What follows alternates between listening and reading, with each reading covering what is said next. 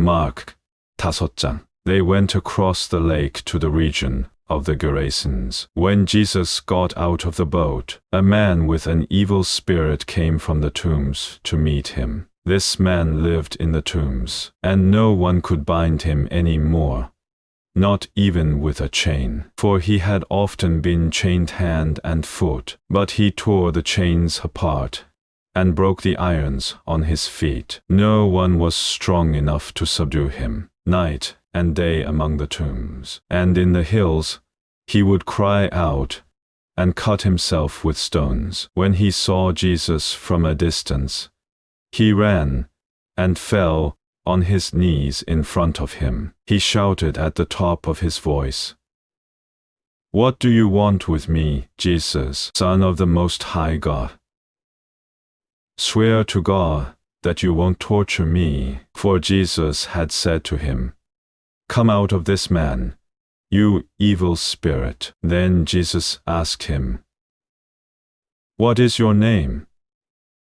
"My name is Legion," he replied, "for we are many." And he begged Jesus again and again not to send them out of the area. A large herd of pigs was feeding on the nearby hillside. The demons begged Jesus, "Send us among the pigs, allow us to go into them." He gave them permission, and the evil spirits came out and went into the pigs. The herd, about 2,000 in number, rushed down the steep bank into the lake and were drowned. Those tending the pigs ran off and reported this in the town and countryside, and the people went out to see what had happened. When they came to Jesus, they saw the man who had been possessed by the legion of demons sitting there, dressed and in his right mind, and they were afraid. Those who had seen it told the people what had happened to the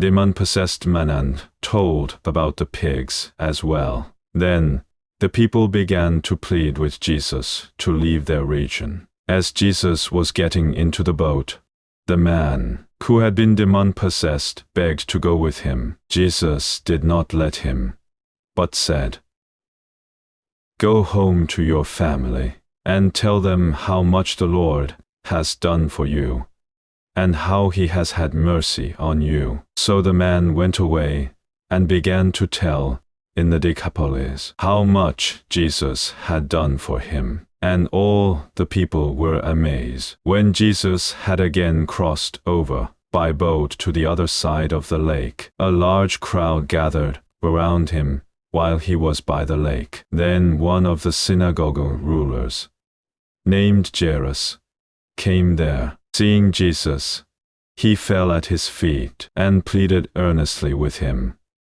"My little daughter is dying. Please come and put your hands on her so that she will be healed and live." So Jesus went with him. A large crowd followed and pressed around him. And a woman was there who had been subject to bleeding for 12 years. She had suffered a great deal under the care of many doctors, and had spent all she had.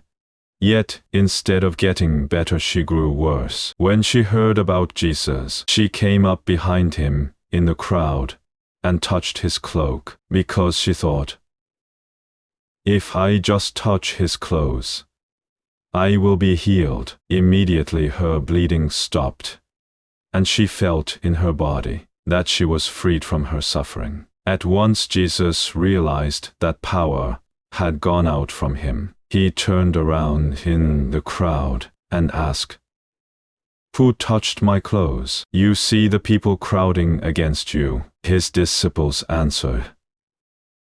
"And yet you can ask, 'Who touched me?'" But Jesus kept looking around to see who had done it. Then the woman, knowing what had happened to her, came and fell at his feet, and, trembling with fear, told him the whole truth. He said to her, "Daughter, your faith has healed you. Go in peace and be freed from your suffering." While Jesus was still speaking, some men came from the house of Jairus, the synagogue ruler.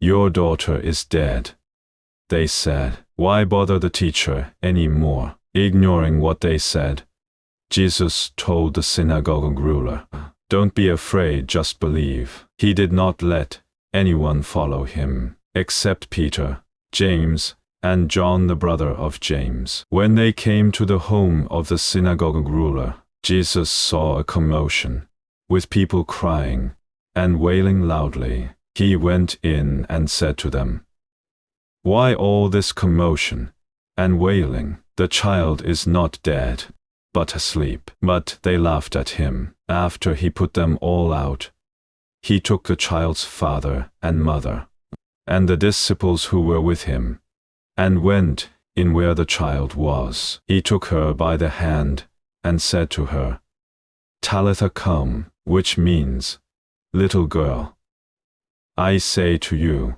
get up." Immediately the girl stood up and walked around.